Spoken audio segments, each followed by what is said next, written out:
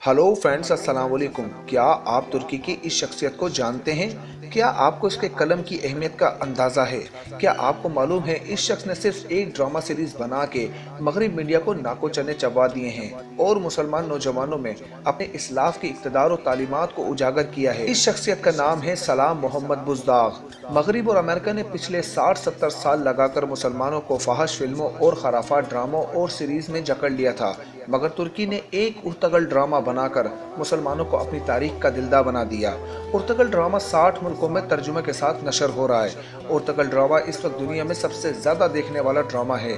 तुर्की में इस ड्रामे ने नौजवानों को अपना खोया हुआ मकाम खिलाफत उस्मानिया हासिल करने के लिए पुरजोश कर दिया है।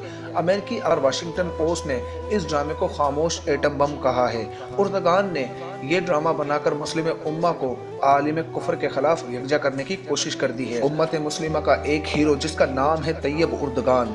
जहाँ कहीं पर भी मुसलमानों पर कोई आफत आई, परेशानी आई, सबसे पहले अगर किसी शख्स ने कदम बढ़ाया और उसका नाम सामने आया तो वो तैयब उर्दगान ही था, जिसने डट कर मुकाबला किया।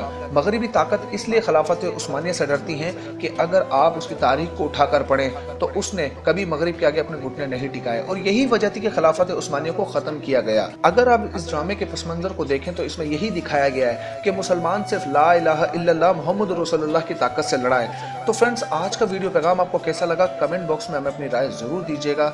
और अगर अब तक आपने हमारा यूट्यूब चैनल सब्सक्राइब नहीं किया तो हमारे यूट्यूब चैनल को सब्सक्राइब करना मत भूलिएगा। अस्सलाम वालेकुम।